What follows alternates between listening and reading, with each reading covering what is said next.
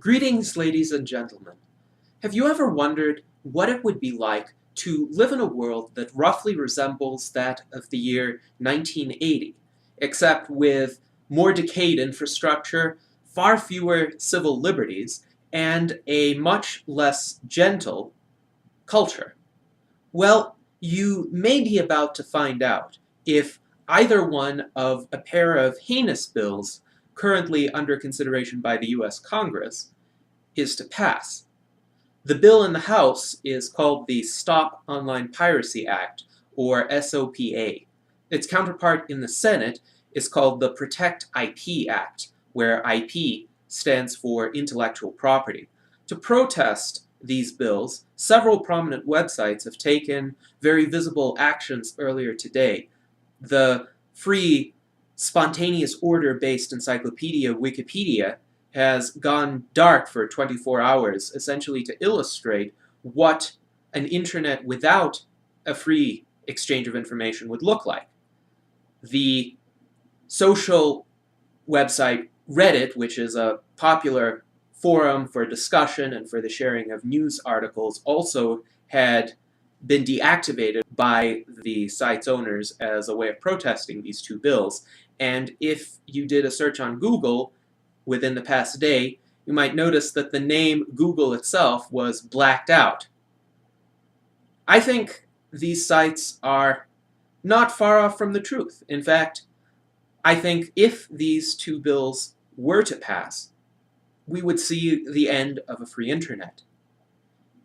A free internet is precisely the reason why, despite many of the deleterious changes that have occurred since the year 1980, I would say the world is on net better off.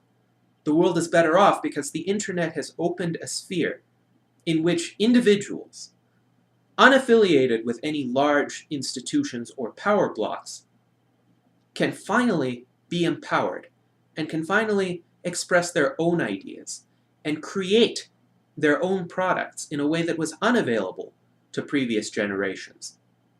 And in doing so, can potentially find a worldwide audience, or at the very least, a niche audience comprised of people all over the world who share those same interests, those same passions, that same willingness to create something new or to explore a thought that might perhaps be underemphasized or ignored altogether by the large institutions.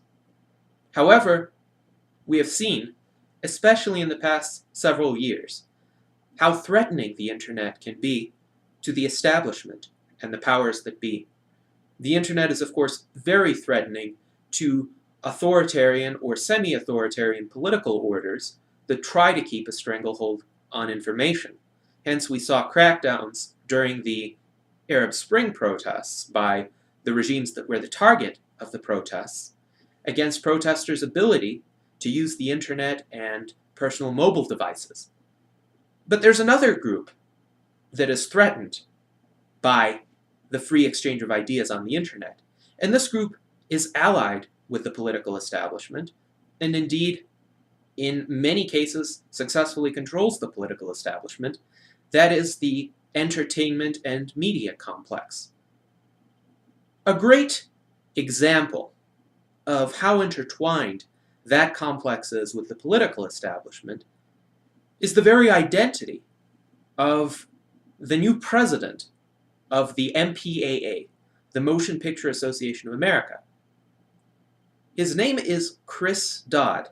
That's right, Chris Dodd, the same individual who co-authored the infamous Dodd-Frank Act of 2010.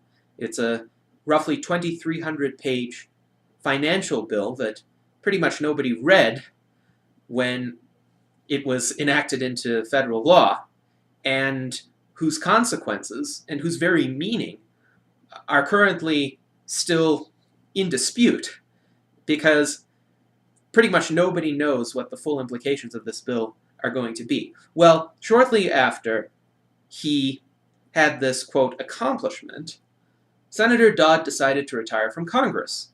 And very true to the oft-observed phenomenon of the revolving door in politics, he joined the MPAA. In October of 2011, the Stop Online Piracy Act was introduced in the US House. Its sponsor is a Republican by the name of Lamar Smith. He is from Texas. The Protect IP Act is very strongly, I'm afraid, pushed in the Senate by Majority Leader Harry Reid. And these two bills, in a nutshell, are going to criminalize websites that are even alleged, and that's the key word, alleged, to harbor copyrighted material which was obtained without permission from the copyright owner.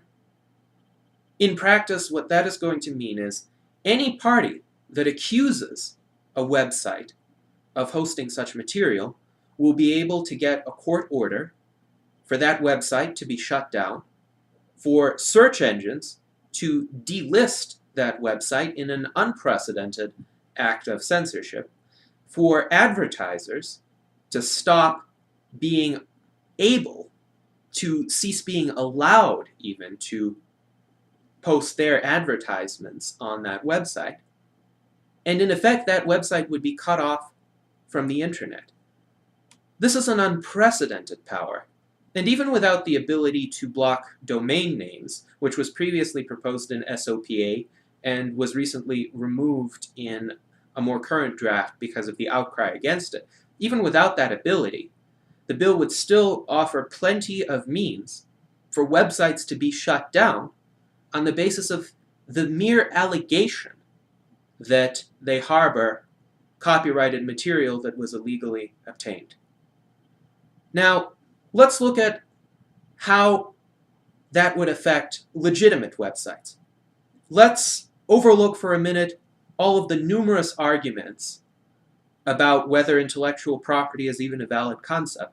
Let's suppose there's a website that doesn't infringe on anybody's intellectual property and whose legitimacy would stand up in a court of law under pre-SOPA, pre-Protect IP law. But what if there are some malicious haters out there? What if they want to shut down that website because they disagree with some of the content of that website? They disagree with the ideas that are presented there.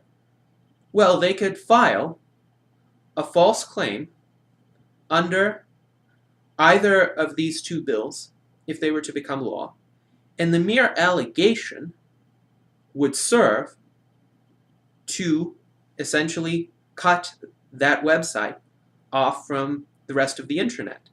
Now, sure, the laws would provide for penalties for false flagging, if you will, of that website. But in the meantime, the damage would be done, and for months, perhaps, while that court battle was being waged, that website would be offline. To a lesser extent, this already happens today under the Digital Millennium Copyright Act, which is the present law. Think about YouTube.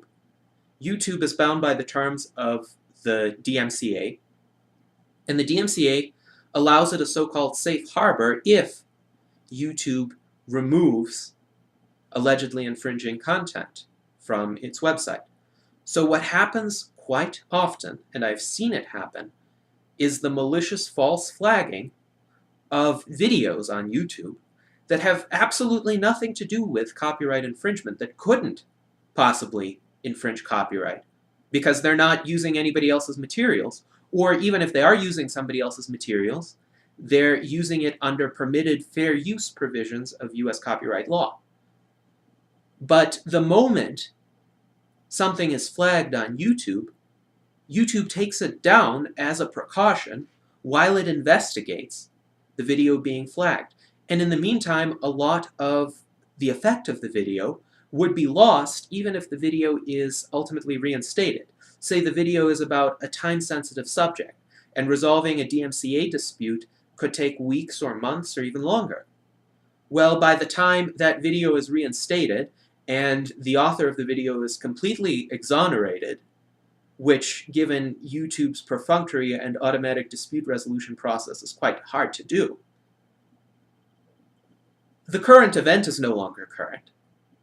And the persuasive merit of the video, which would otherwise have been compelling, or at least had the possibility to be compelling, would be wasted. So imagine that situation magnified 1,000-fold. That's what you would have under SOPA and the Protect IP Act. The penalties would be much harsher. There would be criminal prosecution of copyright infringement. If you stream a video, for instance, and it's deemed to be infringing of copyright, and you do it 10 times within a period of 6 months, you could go to prison for 5 years. And for what? Whom did you actually harm by doing that? What if you thought that you were actually protected by the fair use provisions of US copyright law, but somebody disagreed with you and decided to go after you? And that somebody was a powerful trade association with millions of dollars to throw at you, essentially, in the form of a lawsuit, in the form of lawyers that know a variety of tricks within the system that you can't anticipate. Is that just? Is that right? I don't think so.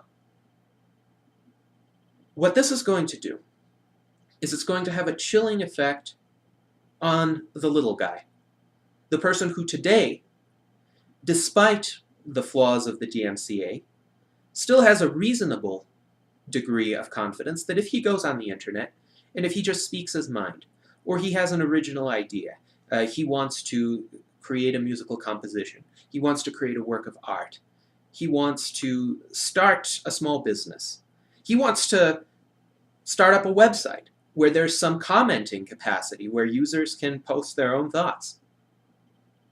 There would be such a deterrent because of the fear that an allegation, even a false allegation, could dismantle the fruit of this individual's labor and essentially prevent him from doing anything productive with it for at least a few months. That's going to lead that person to think twice about undertaking those endeavors in the first place. I mean, think about it. If you don't have hundreds of thousands of dollars or millions of dollars to defend yourself against a lawsuit, if your work on the internet is primarily a labor of love, would you risk it? Would you risk the possibility of a protracted legal battle, possibly criminal penalties, just because some haters reported you falsely for infringing copyright? No, you wouldn't. And I think that outcome is intended by the trade associations that are pushing it, like Chris Dodd's MPAA, and also its counterpart in the recording industry, the Recording Industry Association of America, the RIAA. In my view, the MPAA and RIAA are the two most evil trade associations in this country by far. These are the associations that were notorious in the last decade for prosecuting ordinary people for tens and hundreds of thousands of dollars per song that they were alleged to have downloaded, sometimes without any real evidence that they actually did so. But clearly, they're just about fleecing people. They didn't even seek reasonable reparations for any alleged economic damages due to the downloading of copyrighted songs. In what world would the downloading of one MP3 file cause a company, particularly a very well-funded company with a lot of marketing resources, to lose several tens of thousands of dollars? It just doesn't happen in the real world.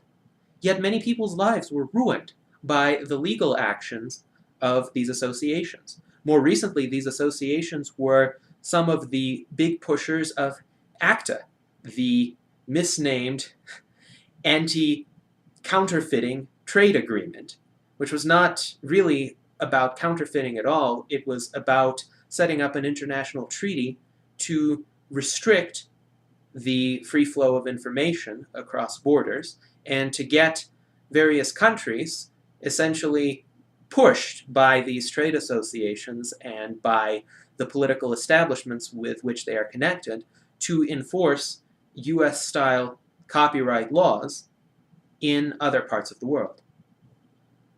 So these associations represent two industries with very outmoded business models.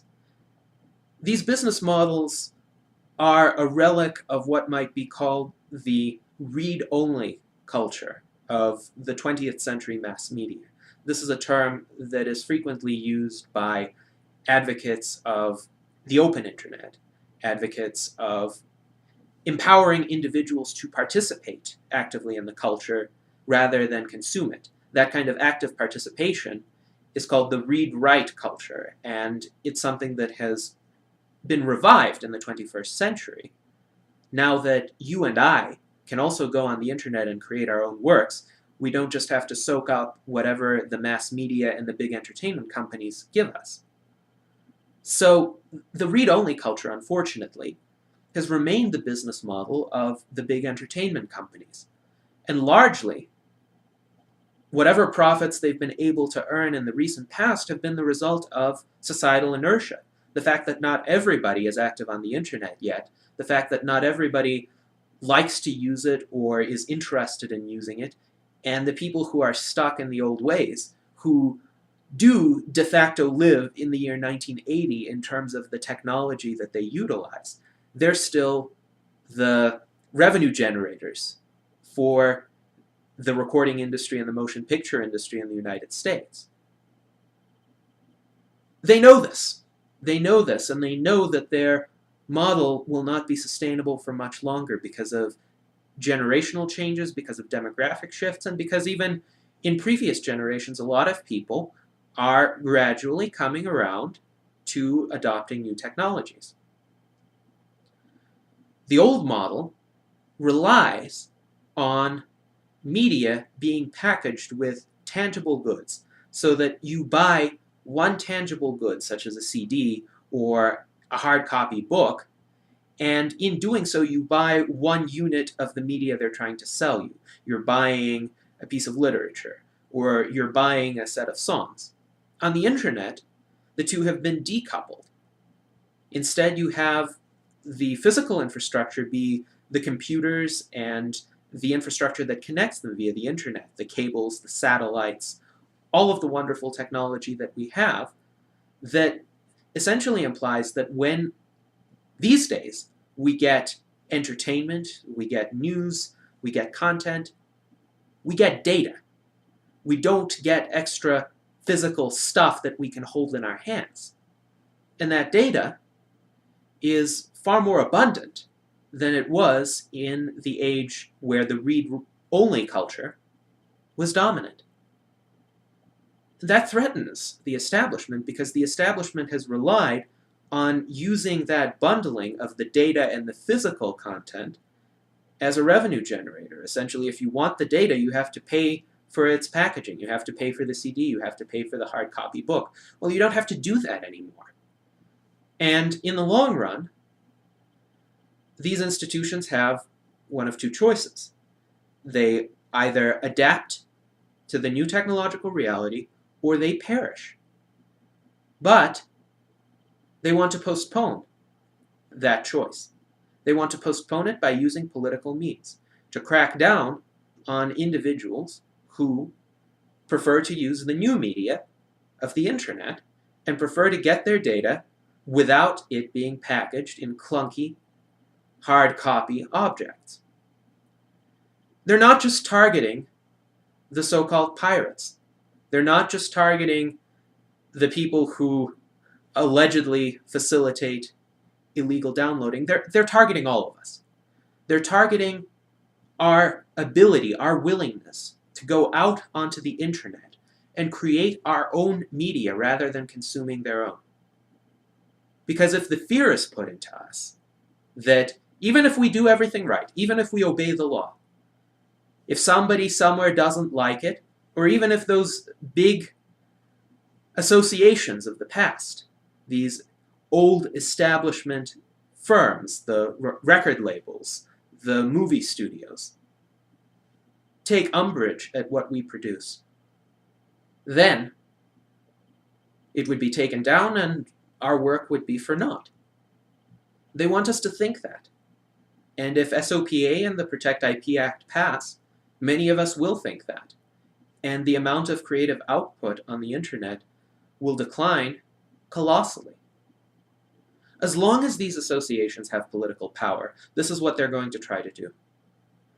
The free market tries to adapt business models to technology so that the only kinds of business models that prevail are the ones that are practicable given the technological abilities of the day. Look, it's no longer feasible to bundle physical stuff and data. One needs to be able to create a business model whereby one can thrive with the two being unbundled. And flexing political muscle isn't going to do it. It's a technical challenge. It's a marketing challenge. And there are many ways to do it online. Many people prosper in the new read-write culture. But these old associations don't have the creativity. They don't have the imagination to figure out how to do that. That's why it's time for them to fall by the wayside. That's why it's time for them to be replaced by more entrepreneurial, more innovative, more dynamic organizations and individuals. I think this is a great time to be alive, precisely because of the potential for individual hyper-empowerment using these open technologies of the internet.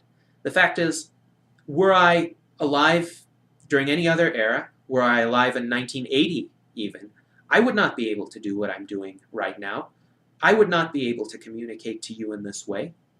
But in the very act of making this video, I will be able to get a larger audience than most college professors are able to get when they give lectures. That's something that I find very gratifying because it enables me to connect and communicate with many more people than I would have been able to do so in any prior age. So, what is the ultimate solution and what can we do? Of course, we can contact our congressman, we can sign petitions, we can disseminate information about how bad these infringements on our liberty actually are. We can all do that. But in the longer term, if we want to defeat these associations, we need to hit them where it hurts. And we can do it legitimately. I'm not advocating that anyone engage in piracy, that anyone violate the law. I'm not advocating it because it's not safe.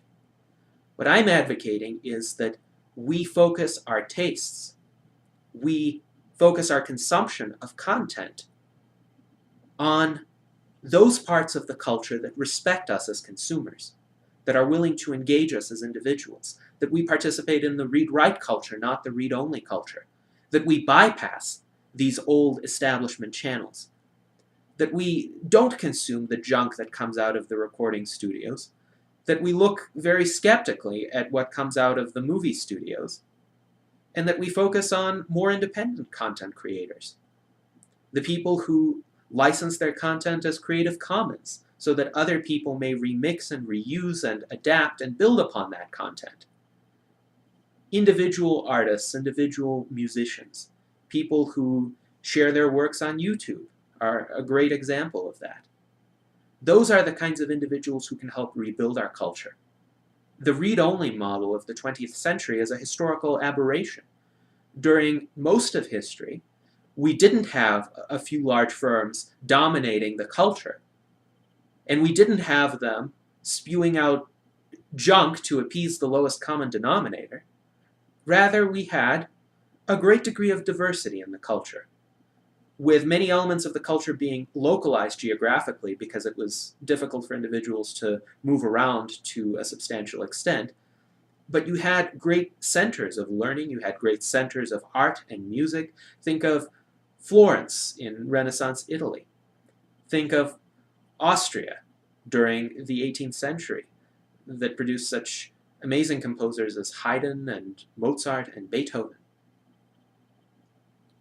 We can have that world, and an even better world, again, with the internet, because we can have these pockets of cultural flourishing except they won't be geographically localized anymore. There'll be pockets that are coordinated on the basis of individual interests. So if a minority of individuals, but still a substantial number throughout the world, are interested in a certain style of musical composition, for instance, a revival of some of the great classical styles and maybe even an extrapolation upon them. Well, it doesn't matter if some of them are in Japan and some of them are in Mongolia and some of them are all over the United States and some of them are in Brazil. The internet allows them to get together and communicate and share ideas like never before. And that beats the old model in every conceivable respect. It makes the mass-produced pop and hip-hop seem rather lame, if I may use a colloquial expression. Because it is, compared to what we as individuals can do with all the technologies that are available to us. That's the bright world that the internet opens to us. And that bright world, because it's already here, and its expansion is visible on the horizon. That is my reason, that is my greatest motivation for opposing these two heinous pieces of legislation. Because the associations that push the two bills, they see it too. They see the end for them. And if we can just hold out with a free internet for a little bit longer, maybe for another decade, maybe even less, we will see this establishment media entertainment nexus crumble. And wouldn't that be a wonderful day, a liberating day for all of us decent human beings? Thank you very much.